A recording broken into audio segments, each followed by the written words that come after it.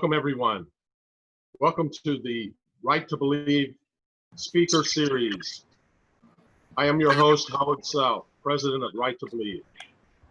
Right to Believe is a not-for-profit organization based in the United States. Our mission is to uphold the fundamental rights of religious freedom for all. We represent tens of thousands of individuals and organizations who are fighting to protect the right to believe in one's religion without undue governmental interference. Religious freedom is a fundamental human right, a critical keystone for any prosperous society. The theme for our series is, quote, "We are all God's children.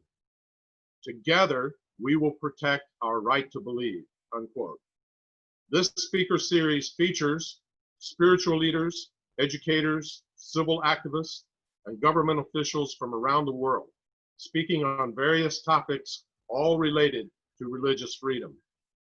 I'd like to introduce to you our guests today. Both are old-time friends of mine, and both are champions of religious freedom. Both are long established educators, authors, and activists. And we're very privileged to have them with us today. First, I'd like to introduce Mr. Dennis Jamison. Mr. Jamison reinvented his life after working for a multi-billion-dollar division of Johnson & Johnson for several years. He arranged an early retirement to pursue lifelong dreams, to teach and to write. Currently retired from West Valley College in California, where he taught for nearly 10 years. He now writes articles teaching history and key points of American freedom for various online publications. Importantly, Dennis founded We the People Writers Network. He also founded the Citizen Sentinels Network and recently co-founded the Coalition for a Principled Republic. The Citizen Sentinels Network provides a unique newsletter focusing on politics twice a week and the intersection of faith and freedom in its Sunday edition. The underlying focus of these efforts allow grassroots citizens, citizen journalists, and activists to promote and preserve the inviolable God-given freedoms woven into the founding documents. Welcome, Dennis, to our event today. Thank you very much, Howard. Thank you for Right to Believe inviting us to attend this. You're welcome. Now I'd like to introduce our other guest, Kevin McCarthy. Kevin is the former director of the Interdenominational Conference of Clergy and former pastor of the Washington, D.C. Family Church. He is presently a research consultant for Global Peace Foundation and the Virginia Commonwealth representative for the Citizen Sentinels Network. Kevin is head of his own photography business, specializing in architectural and real estate photography, as well as design and development of marketing strategies. He is married to Carol McCarthy for 38 years, and together they have 4 children. Welcome, Kevin. Thank you. Honored to be here. Looking forward to it. We're very privileged to have both of you with us today. I'd like to start out by asking Dennis. Dennis, I was struck in your little intro there that you went from a billion-dollar company to doing things that you had dreamed about before. So I'd like to hear about that. And I'd also like to point out, you're one of the busiest people I know, and I know a lot of busy people, but you not only founded these entities, networks, and coalitions, but you're also still running them. So anyway, we'd like to hear from you. I think running is the operant word there. You need to run in order to do it. Back when I moved to California, I basically had to get a decent job, and I eventually wound up working for Johnson & Johnson. It was a division of J&J. It was a multi-billion-dollar company in and of itself, and manufactured medical devices. And at some point in time, I became concerned about big pharma and all the things that big pharma was doing to push medications as opposed to healthy alternatives for individuals. So I started doing different things that I felt I preferred to do. And one of them was teaching, one of them was writing. Basically got involved with West Valley College, and I retired, took an early retirement from LifeScan. But even at West Valley College, I felt also an urge to write. And so I started writing independently. I wrote also as one of those shadow warriors who write online. But after nearly 10 years, my wife passed away, and so I retired from West Valley. But in the interim there, I was asked to help write for Dr. Carson's campaign. Ben Carson, when he was running for president. And all I wanted to do was write. But ultimately, I began writing on a more regular basis. And after about 6 months, they asked me to lead the entire team of writers. Nationwide. Yes, it was nationwide. Wow. Well, that's quite a thing. We'll hear more from you in just a moment. Let me turn to Kevin. Thank you so much for joining us today, Kevin. You've been someone I know who has been involved in educating the American people about the principles of America's founding. What has guided your path or led you to that which you have obviously devoted your life to? Well, yeah, I guess it started in the beginning. A little bit of Start. unique life experience is a big part of it. I was born in New Jersey to an Irish Catholic family and community.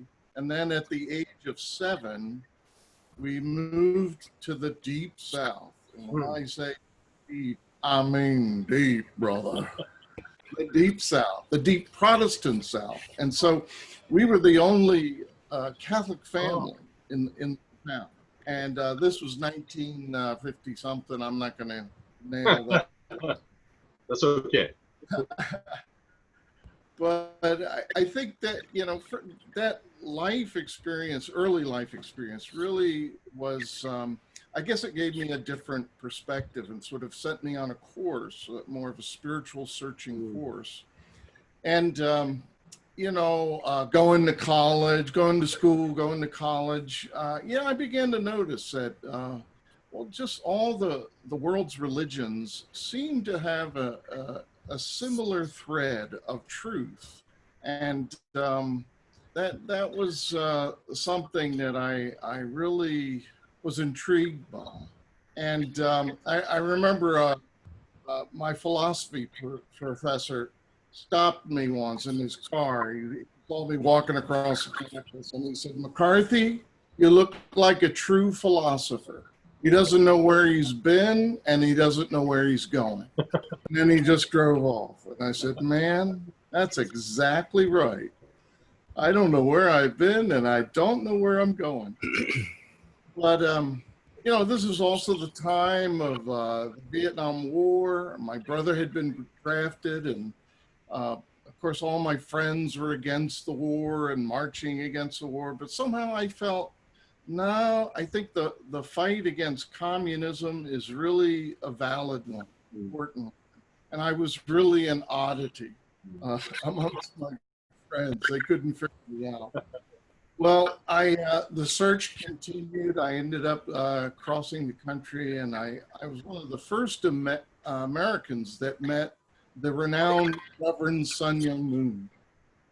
And the thing that I saw about him right away is how much he loved the country.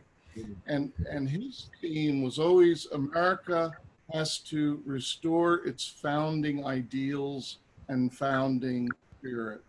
And so I guess that's been my theme, my hope, my vision for the nation. And so I became a student of those founding ideals and founding principles. and have been involved ever since in education of especially clergy and religious leaders of all faiths, because we have a very important mission to the civil society to really represent the common universal values that are common to all the world's faith, to really renew and restore the founding spirit of our nation. So Yes. that in a nutshell is kind of my course. Well, thank you for sharing that. It's a very interesting start to be the only member, the members of faith, the only ones in the neighborhood, and then you became renowned for interfaith work. Right, which means I learned how to fight. Good. Well, those founding ideals that attracted you are very important to all of us here at Right to Believe. And we know the founding of America was the birth, really, of the understanding of true human rights and dignity, that they're not given by a government, they're given by God. And many nations around the world under tyranny have looked to America historically. And as they themselves have fought for their own independence, they look to the American model many times to frame even their own written constitutions, as we know. Yet in today's America, if you took 10 minutes on the television news or looked at the front page, you would know right away there's great confusion in our country. And many feel that we're losing sight of what truly defines our nation. And so I want to turn to Dennis there. And Dennis, to bring the first question to you. I'm grateful to you because you took part in our rallies in Washington, D.C., where we were protesting the judicial encroachment into religion. And I enjoyed your talk there in the rally. And in your speech, you started talking out about the need to know our inheritance as a nation. And you quoted Proverbs. So I'm going to quote you, quoting Proverbs. Quote, "The good people leave an inheritance to their grandchildren, but the sinner's wealth passes to the godly." Unquote. Now, Dennis, would you start to explain how we have strayed from the foundation that was laid by the founding fathers and how serious a point that is for us? Thank you, Howard. Actually, one of my motivations for getting involved in the Ben Carson campaign for president was because he was also writing about these founding principles. He spoke about them, wrote about them in books, through the Washington Times as well, different publications, Newsmax, and alternative media.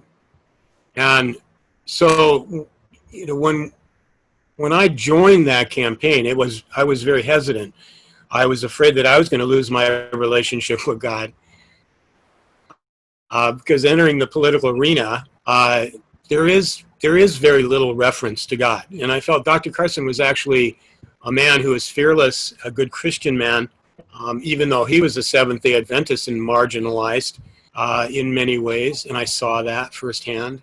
I can see that there are commonalities in what has happened throughout history. I feel that the founding of our country isn't just something happened and all of a sudden an instant revolution occurred overnight.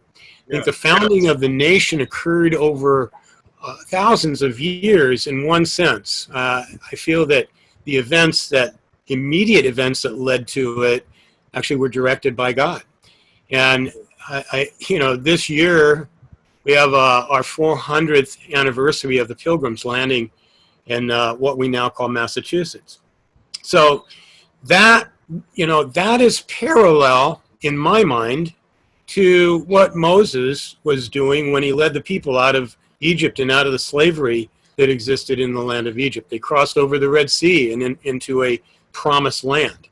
The Pilgrims crossed over the Atlantic Ocean into an unknown new world. But what were they doing? What was the point? What was the commonality? Well, they were both seeking the right to pursue faith. Moses, a lot of people don't realize, he was just asking Pharaoh for a 3-day pass to go out into the wilderness to pray. And that was it, to worship God in the way that they wanted to. Yes. And eventually we know the history of that, if you know the history of Exodus. But the Exodus of the Pilgrims is similar. They were fleeing England because England was run by a church that had been invented by the government. So you have a state-controlled church that was persecuting with the backup of the government behind it. And they fled to Holland initially, and then they headed across the Atlantic Ocean. So the foundation that they had was also to seek a freedom of faith, freedom to worship God in that same way. Today, if we think about this, in some ways it's a nice story. It's almost been relegated to, children's fairy tales in some ways. And actually, people don't take those events as serious as they used to be, even by our founding generation. But what was our founding generation doing? They were seeking to escape from tyranny, which was a broader form of freedoms. And those freedoms, essentially, were listed in the Declaration of Independence. They were outlined there. They were codified in the Bill of Rights of the Constitution. So what we see today is an erosion of those rights. I wrote an article, just came out today in Canada Free Press. It's called "Those God-Given Rights Did Not Have an Expiration Date." And in essence, they did not. But yet, people are beginning to feel they may have, that they don't really have relevance anymore. And that's a wrong type of attitude. So I feel that it's our responsibility to hold on to those self-evident truths. And not just hold on to them, but actually to promote them and protect them. Thank you very much. Thank you very much, Dennis. It's, I think, very important for us to know that history and be able to preserve that history and preserve the rights that were given through that long history of preparation for this country. Kevin, you are a renowned scholar. I know you're an author, and you know the kind of theological background as well as anyone. Would you like to make a few comments yourself about the founding of the nation in this regard? It's a very interesting topic. I remember the topic of God in the public square. I think it was Newt Gingrich that really caught my attention to that subject, because there was such a rise of a more secular vision of America growing in the 70s and the 80s, and the idea of separating church and state, and the idea that basically religion is to be a private affair and it's not to be freely exercised in society. And this is really totally against the founding vision of the founders, where they saw religion as essential to civil society, because Yes. Religion provides the principles, the values that are germane to good citizenship, and that they're common to the world's religions. And so this was always, from the standpoint of the founders, religion was essential for a civil society. Yes, you're completely right. I know John Adams' famous quote, and he said, "Our Constitution was made only for a moral and religious people. It is wholly inadequate to the government of any other." So this was the common view, as Kevin mentioned, of the founding fathers, that our faith and our right to believe is so important, and that's why the First Amendment to the Constitution was to protect that right to believe and the right to worship as we wish, as we follow our own conscience. And that, for many of us, is inviolable, but we feel there's a lot of threat to that today in various areas, from the judicial, sometimes from the legislative, sometimes from executive. People are encroaching, want to challenge, in a way, that right to believe freely and not to be told how to believe or have parameters put on our faith. Dennis, I want to get back to you. You gave us an excellent historical background, and then I also want to get your viewpoint about the current challenge we have in the world scene today, because as was mentioned, communism is a big factor. We see the growing, not just theoretical threat of some of the communist nations. Even China has just taken some of the most basic rights away from the citizens of Hong Kong, for example. But would you speak to that point about what we're facing now in our world today? Certainly. Maybe to make a bridge here, it was George Washington in his farewell address that said America stands on two pillars. One is religion and one is morality. He also pointed out that morality flows out of religion. Yes. So in one sense, it just reinforces that point. But today in the world, we're looking at two pillars of opposing thought or opposing sources of ideas or belief. And we are one of those based on the Judeo-Christian heritage and the foundation of the Declaration and the Constitution of a free people. Then the other pillar or the other power is one that denies God. It's one that at its core has a Marxist philosophy or ideology, which in basic terms, Marx said that religion was the opiate of the people. It was a crutch. And so within a communist society, you are not really permitted in a very outward way to proclaim or even try to protect the right to believe. If you are not believing in the way that the system or the state wants you to believe, then you become an enemy of the state. Christians today across the world are persecuted in many different places, and most of those places are tyrannical regimes. But the communist regimes throughout the world are the ones that have an ideology at the core which is antithetical to what it is that we believe. And in this instance, I feel that it's very important that organizations like Right to Believe and organizations that are trying to promote the practice, the free exercise of religion are very important. But you cannot really freely do that in a communist society because you're always looking over your shoulder as to, who may be listening to what your words are. We have a similar concept here in America. It's called political correctness.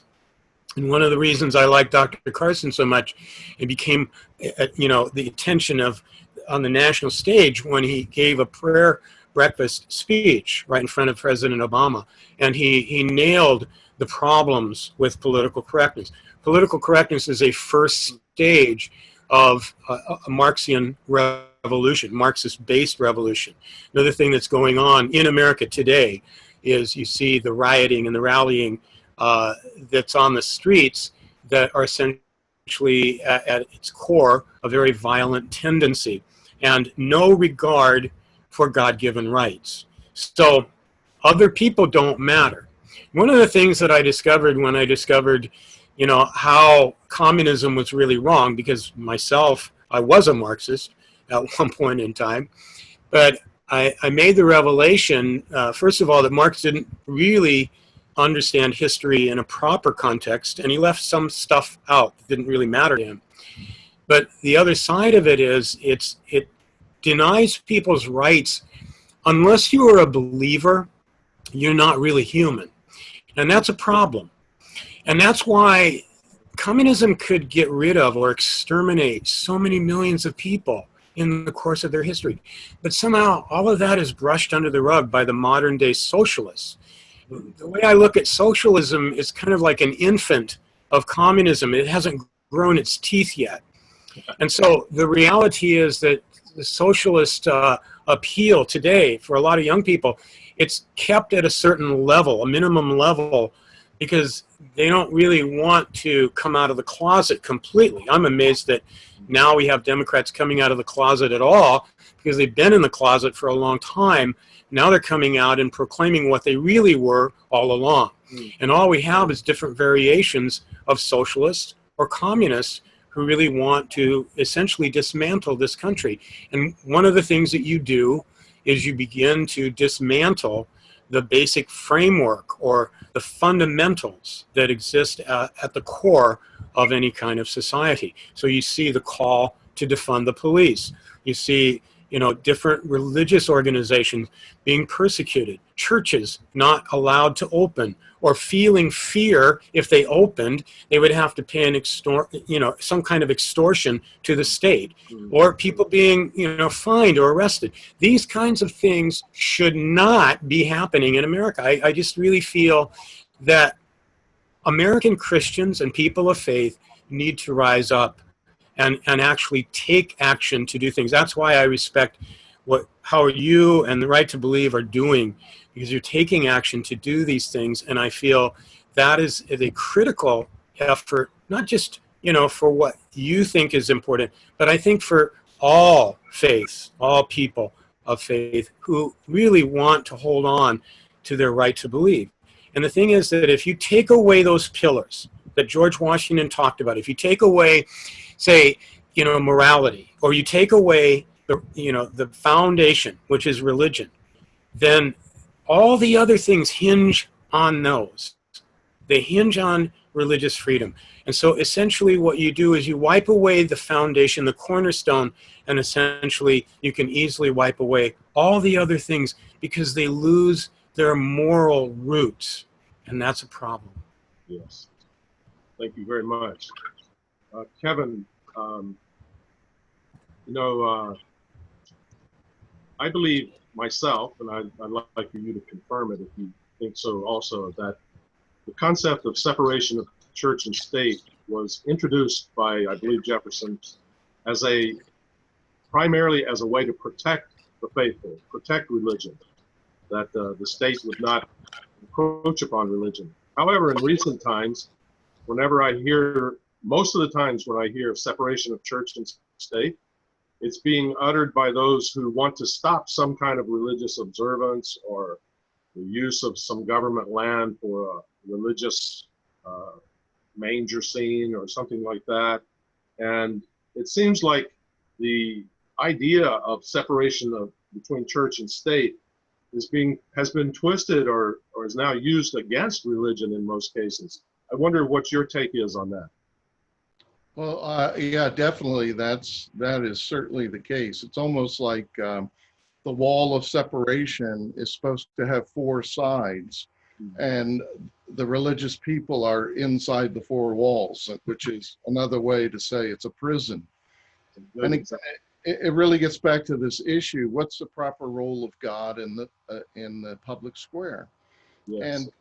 And of course, as we know, the term separation of church and state is not in the Constitution. And as you mentioned, it was a reference that Jefferson uttered in a letter to the Danbury Baptists, who were very concerned that the larger denominations would use the auspices of government power to limit their free exercise of their religion. And of course, Jefferson was trying to assure them that no, we're not going to allow that to happen. Mm-hmm. But in the modern world, it certainly is a term that has been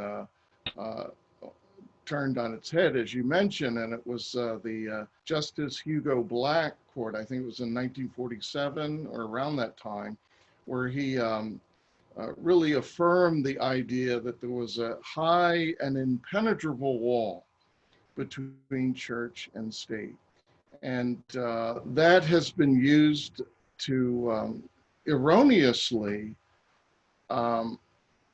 represent the idea that America is to be a secular society, a secular nation.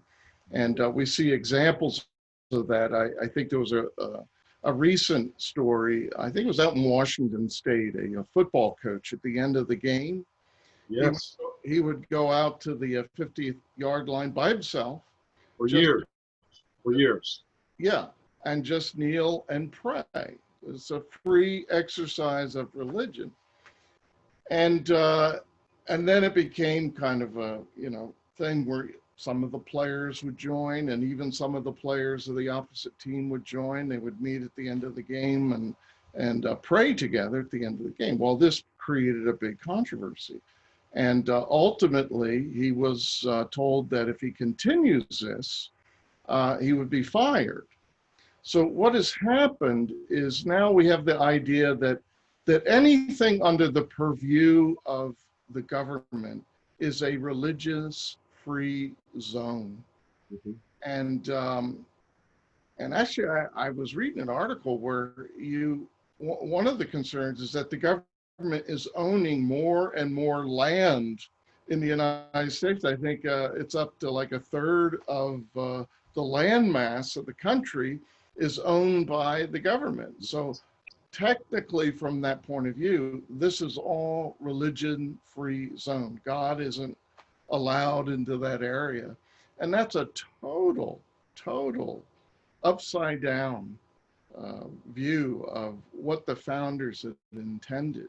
That the very purpose of religious freedom is so that religious people, and especially their values, could influence society. As a matter of fact, that influence they viewed as essential to freedom. I think it was Benjamin Rush, who was a signer of the Declaration and the Constitution.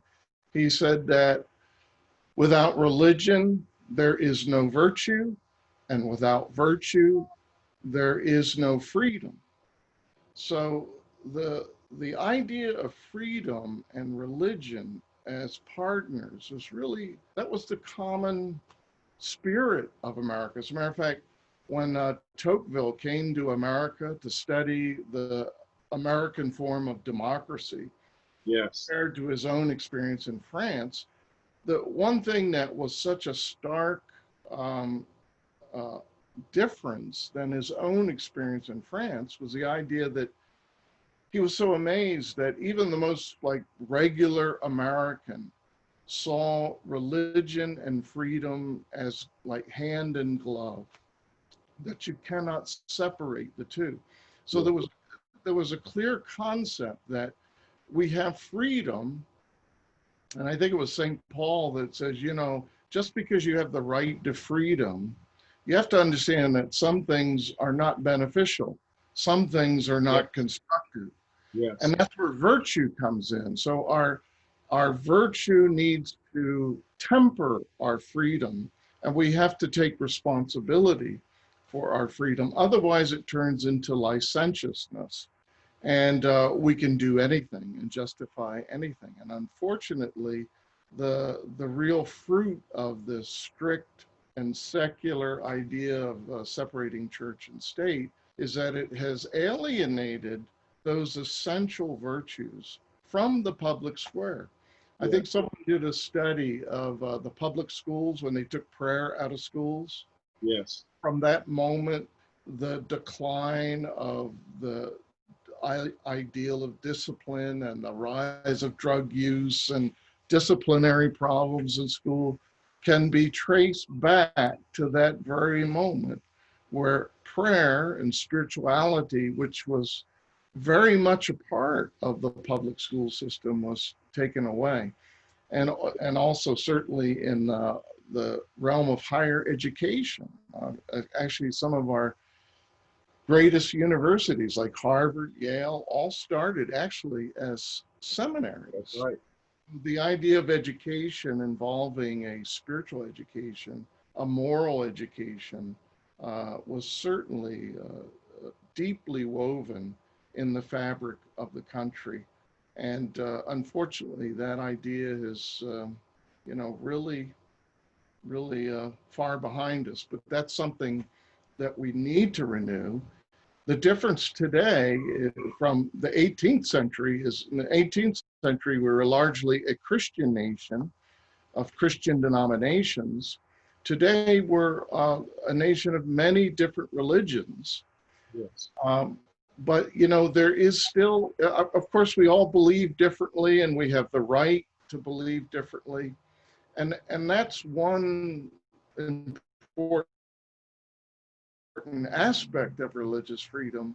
But the other aspect of religious freedom from the standpoint of the founders was that we can form a partnership. We're all going to disagree on theology, but we can form a partnership on those common values that are germane to good citizenship, to build a moral and ethical nation that's pleasing to God.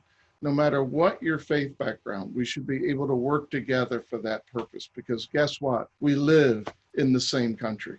Yes. Yes. And one nation under God is kind of in our DNA, at least for folks like us. That's very, very important.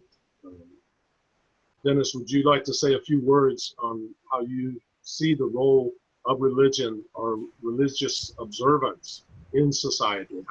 Why is that important? Why is it important to have that aspect? Or can we just get rid of it? Well, I definitely, I know that a lot of people would like to do that. A lot of secular humanists would like to, kick all the people of faith out of this country, which, pretty much is alignment with a communist view, or at least to control people. Yeah. And I think the bottom line is we all are blessed with incredible minds.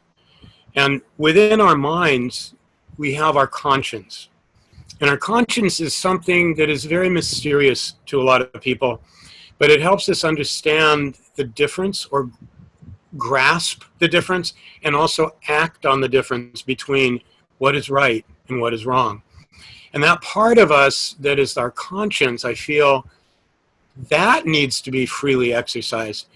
Without that, people can't find faith. They can't find a religion that might have meaning to them, and they couldn't find God.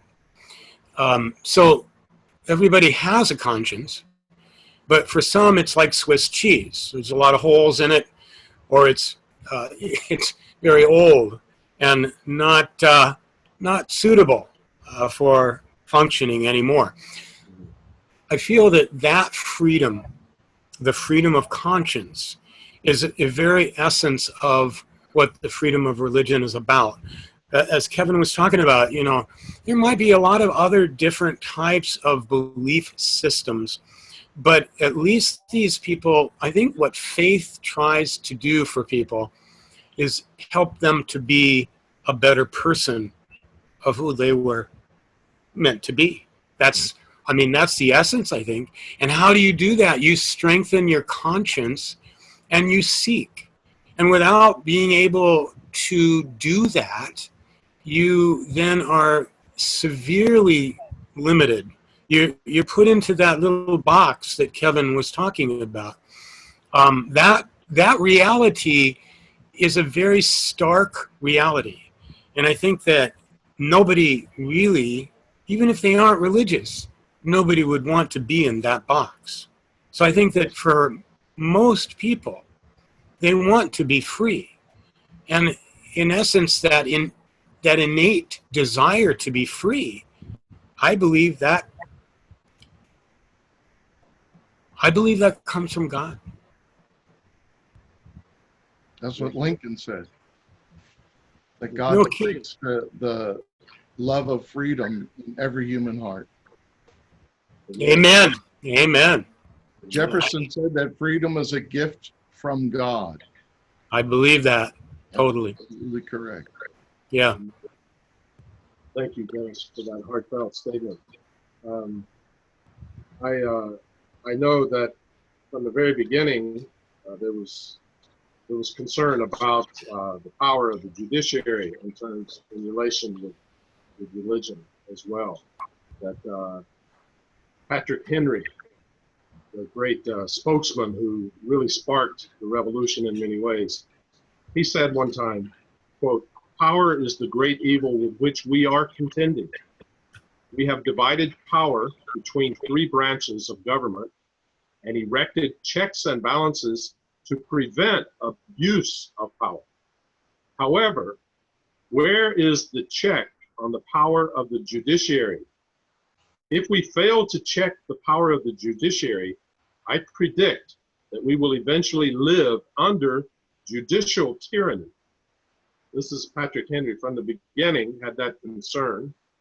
And as I mentioned a little bit earlier, Dennis was with us in a rally in Washington, D.C. We were protesting the actions of a court there in Washington, D.C., Superior Court, in a case that's now 9 years old, that's developed as part of a schism of the Unification Church movement. And, you know, it's one religious side against another religious side, which according to the First Amendment should never be brought up in court. Courts should have no say on that. And in this particular court case, where one religious nonprofit was challenged by you could say the first part of the Unification movement, or first entity, then the first judge ruled correctly that this was a religious dispute, obviously, and therefore, according to First Amendment, should be dismissed from the court, should be settled in another way. There's no judge who can decide what faith is right and which one is not right, and so on. However, that on appeal was sent back to the courts, and then one judge there, Judge Cordero, gave a summary judgment in which she made all kinds of decisions about which faith was correct, which one was wrong, and pending punishment on the one that she decided was not correct. In spite of tremendous evidence against that kind of decision. This is the kind of case that we're very, very concerned about and are fighting about, because if this is upheld, where a judge can just decide on a minority faith in such a religious dispute, then the judge, that opens the door. The judges can decide the fate of many different religious entities, churches, nonprofits, so on and so on. So this is a huge concern for us. And in that, when that judge who made this egregious breaking of the First Amendment and egregious abuse of the judicial power, when she came up for review for appointment, over 5,000 people sent emails from around the world about this case to the commission deciding her reappointment, telling them of the mistakes she made, and so on. But we came to find out that this commission has no entity ruling over it. And then we checked into it for the last 13 years. The commission who decides about these judges in Washington, D.C., they have ruled in every single case for 13 years that the judge in question was given the highest qualification, the most highly qualified, no matter who they were, no matter what level of competency they had. And the reason was this blocked the executive from being able to make any input onto the decision of the reappointment of the judges. So it's kind of complicated, but we're seeing the abuse of judicial power, and the very things that Patrick Henry was worried about, we're experiencing. So I would like to just open the door there. Dennis, would you like to share, and then I'll turn to Kevin about this judicial encroachment. Certainly. You know, Abraham Lincoln once also said that you need to follow the law until we can change the law. He was showing respect to the law. And a lot of good people, law-abiding people, obey the law. And essentially, the law is the foundation. The unfortunate reality is that part of our history indicates that people have decided that they are above the law, whether they're a politician running for office or who has been elected to office, or someone who has been elected to some minor position. Lincoln said, if you want to see what a person is really like, trust them with a little bit of power. Well, these judges are not elected. They're appointed. And when they get a little bit of power, unfortunately for the Supreme Court or other elected officials, they can stay in those positions a long, long time.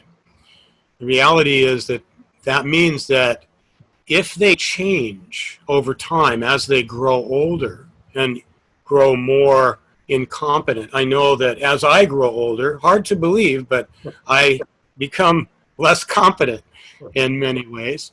My vision, my hearing. And in reality, I heard Mark Levin ranting about the justices, and he gave a whole historical perception on the different justices who became so incompetent that they didn't even know what day it was sometimes, let alone what the case was about. But in reality, this is our system that the founding fathers gave to us. I want to say that case astounded me. I mean, it kind of woke me up, but it kind of verified what I knew already. Washington, D.C. especially is a cesspool. President Trump was elected to try and drain that swamp. But I think that there are cesspools all over the country. There's plenty to go around for everybody to drain. But when you have judges that are repeatedly approved by a self-ruling body, self-officiating, it's like, you don't make any impact. Even as a citizen, even if you're 5,000 or 50,000 or 5 million people, you're not going to necessarily affect what those judges will do because they are insulated. And it's very much like being part of a teachers union or, being part of a governmental agency. Once you're hired pretty much for life, and you're entrenched there. You have a real good guaranteed job. And this is a minor level, let alone you're talking about judges. So personally, I feel that there needs to be a mechanism in our society. One of the things that I feel, I'm very happy about is a watchdog group called Judicial Watch. And they file lawsuits on behalf of the people so that we can get the information that, government officials freely hide. There's no real transparency. So I feel that in reality, that kind of watchdog group is critical, and I would hope others spring up, take the lead from Tom Fitton and Judicial Watch. But also I'm encouraged, even by the people that we can criticize. The Supreme Court just recently came out and made 2 incredible decisions in favor of religious freedom. The Little Sisters of the Poor case and Our Lady of Guadalupe School were victories just the other day for religious freedom. And I think that it's turning the tide. I really feel that has to happen at the top level. Those people, as I said earlier, we all have consciences.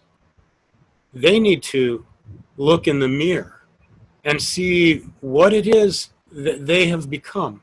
Let their conscience be their guide, because if they truly allow that to happen, they can make right decisions. They can understand the value of religion, and especially the value of morality among people who have little faith. Those people are making decisions on a regular basis that affect the whole country. So partly I pray for those people, and I think that a lot of prayers have been answered in recent weeks. We lose some, but we win some. We got to keep working to keep winning. And with this case that you're talking about, I believe that you may have to go all the way to the Supreme Court, you know, to be able to get the right thing done. Yes. Thank you. Thank you. Thank you, Dennis. Kevin, you've worked with so many different faiths in your history, much interfaith work, working directly with many, many ministers all across the country and even in other countries. I wanted to ask you, from your experience, have you seen a problem with judiciary encroachment on religions? Have you been with some victims of this kind of situation yourself?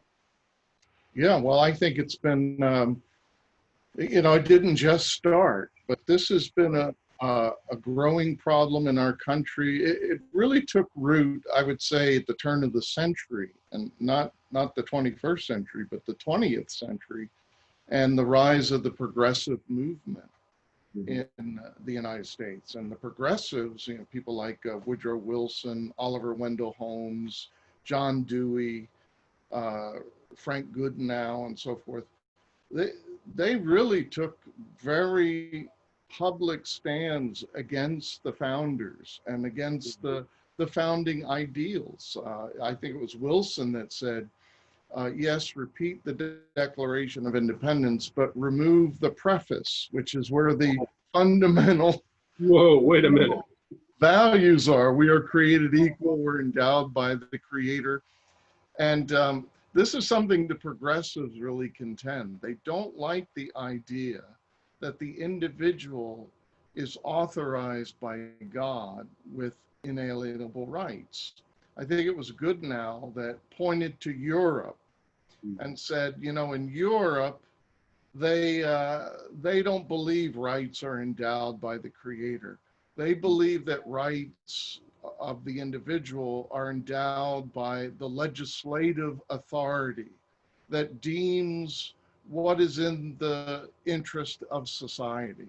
And that's really what we're facing in this country today, is that idea that the elites who know better than us should basically dictate the policy, and then we just basically go along with it. And this is manifested in the judiciary, over the history of the judiciary, where the founders' intention was that the Supreme Court and judges in general would basically rule on the validity of a law with regard to what the Constitution asserts. And the reason that was important is because it isn't really correct to say the founders wrote the Constitution. Well, they did propose it, but it was we, the people, that ratified the Constitution. So what the Constitution is we, the people, determining how our authority, which is granted to us by God. No, there's no government institution that has its own authority and power. It is all bequeathed by our consent. And the Constitution basically is how we, the people, have decided our authority to govern will be distributed and organized. And, Yes. and one of those ways is with the judiciary, a co-equal branch with the legislature and with the executive. And of course, that's totally turned upside down now. But the role of the judiciary was to interpret law based on the Constitution. Yes. And but the progressives really changed that. They interpret the Constitution as, and I think it was Wilson that termed it as a living and breathing document, and criticized the founders, saying they were Newtonian in their view, which means more like a fixed, scientific, mechanical. The Constitution is fixed. It's not changeable unless the people change it.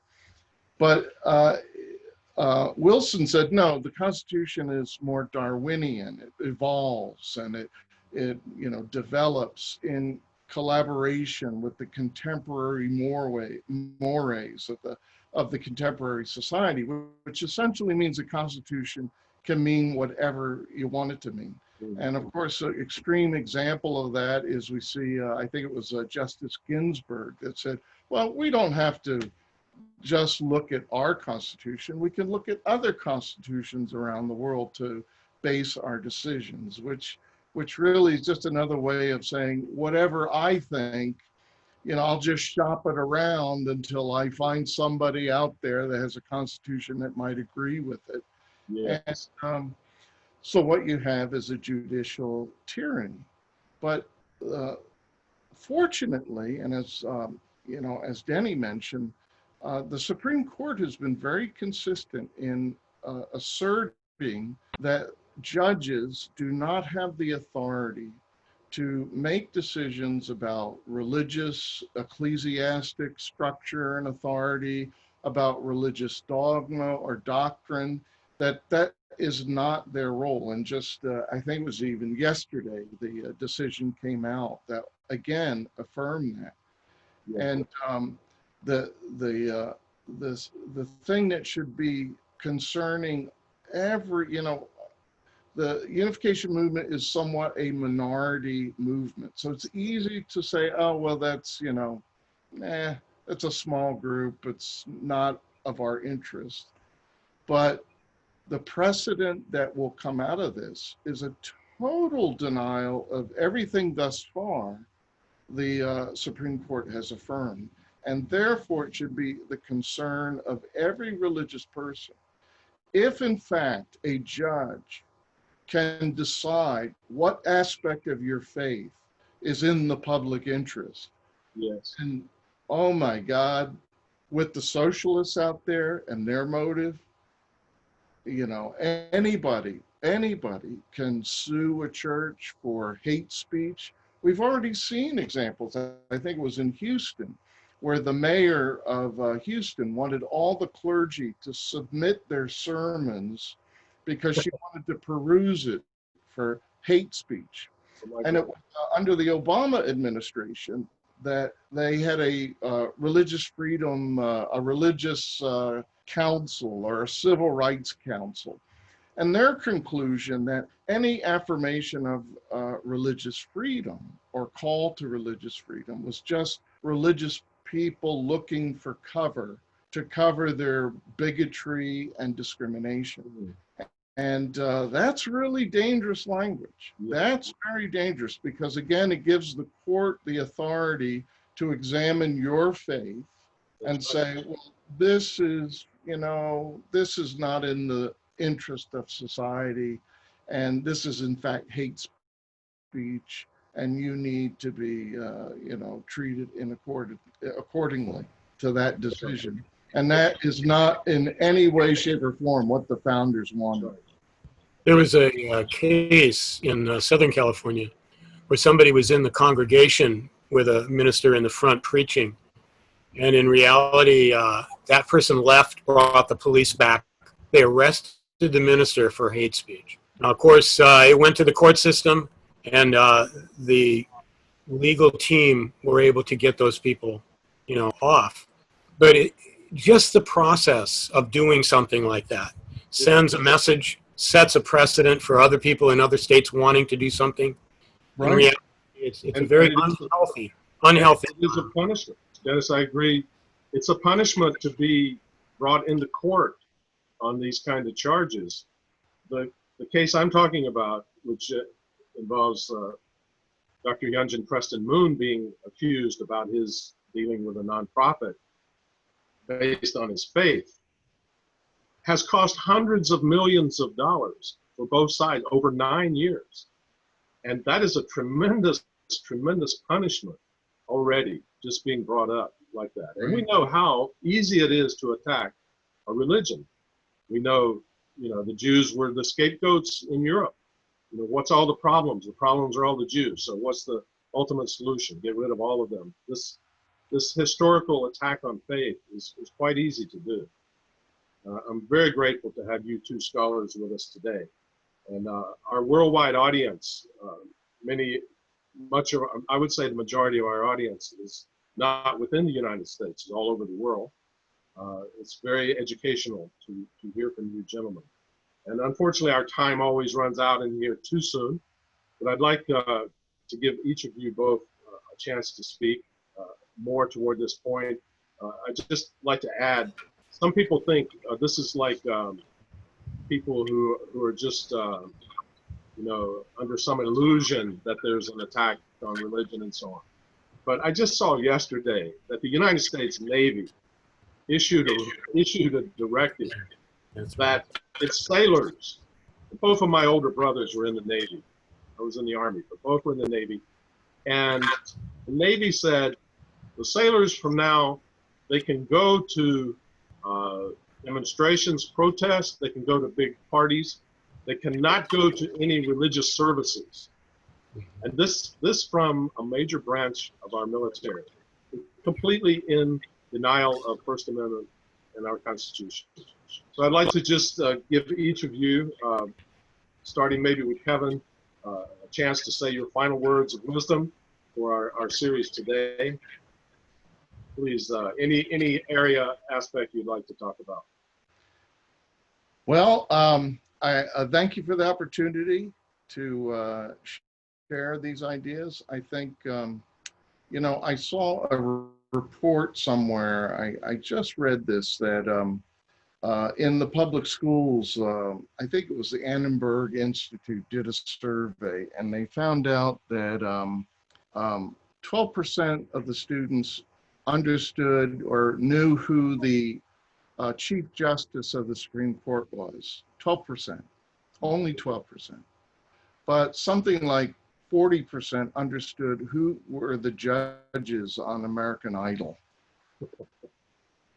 And I think that really illustrates the problem, that our public schools have totally failed in teaching our young people the very deep spiritual principles of our country.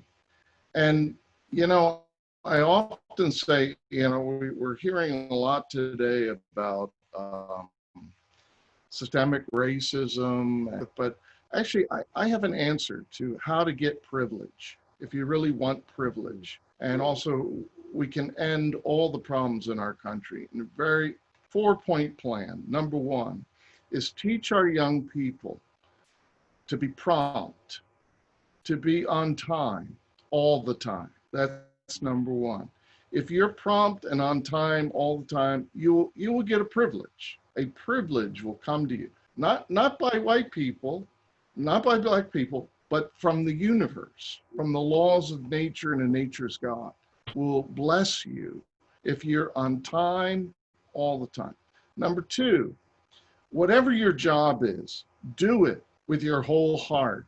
No matter how menial the task is, do quality work. Young people, do quality work, no matter how menial the task. And number three, learn to be diplomatic, learn to be polite, and above all, don't complain. Never complain. Never complain. Do your best. If you do these things, you will get an amazing load of privilege from the universe, from God, from the laws of nature and of nature's God. And number four, start a family. Start a family. Stop fornicating.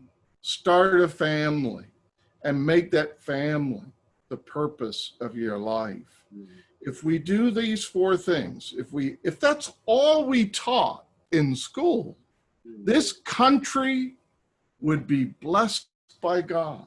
God would not leave this country.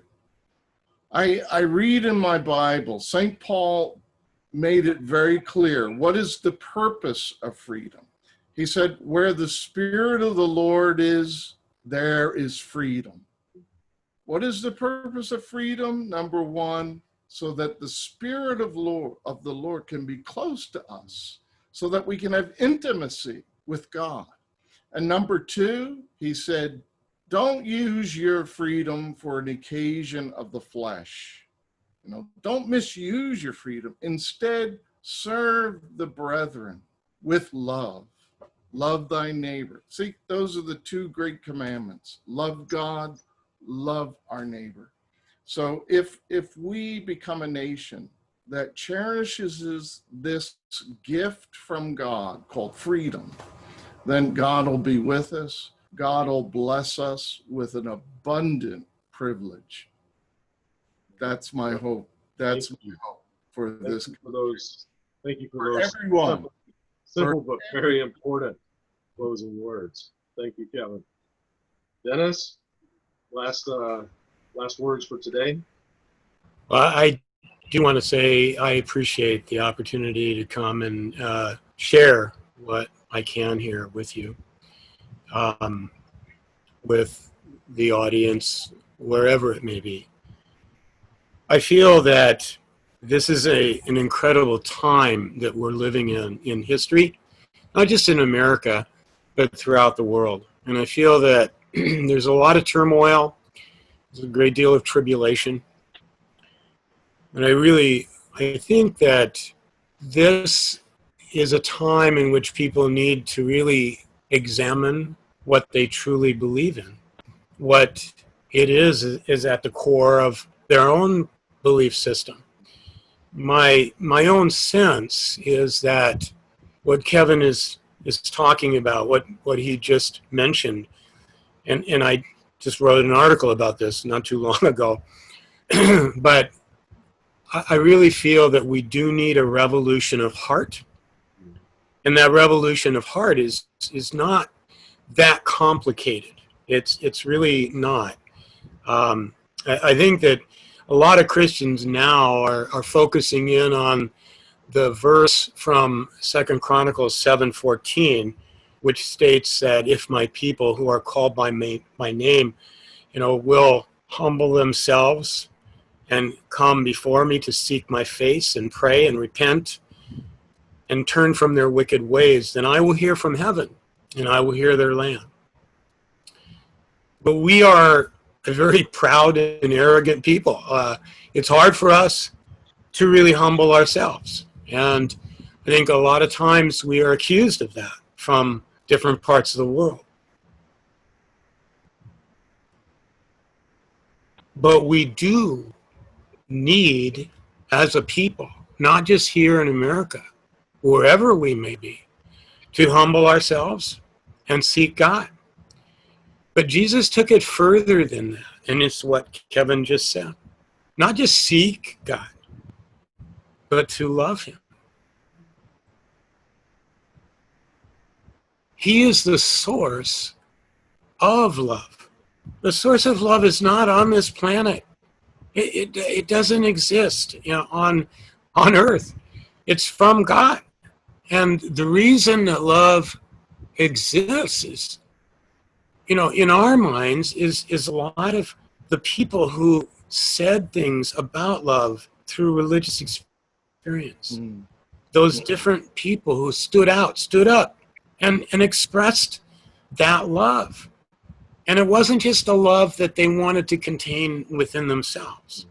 It was a love that they wanted to share with others. Yes. So you get back to those two fundamental points, the two greatest commandments: to love God with all your heart and soul and being, and to love your neighbor as yourself. I think if we could practice those things, we would create that revolution of heart, no matter what religion, no matter what faith. Even if people aren't people of faith, they can seek that which is good, and ultimately in that seeking, they may find God, and they may be able to do good in that whole process. Amen. Amen. Preaching. You're preaching today. I want to thank you again, Kevin McCarthy and Dennis Jamison, for being with us today. God bless you both in all your work. I know you're both very engaged in a lot of different projects, and they're all for the good of society, the good of the betterment of our society and world. So thank you again for being with us today. That closes our viewers worldwide. That closes our program today. If you enjoyed this discussion, please click the like button on your computer and also the subscribe button so you can hear more and receive more information. We also want to hear your thoughts on the topics brought up on our series. Through the chat buttons, you can ask questions, you can give us comments, you can suggest future episodes. We'd love to hear from you. Our next event in the series will be this coming Tuesday, July the 14th, and we'll be hearing from another prominent leader, this time from the Philippines. So if you're interested in knowing more about Right to Believe or would like to join our global efforts, please visit our website at righttobelieve.org. Thank you, everyone. God bless you, and good day. Thank you. Thank you, everyone.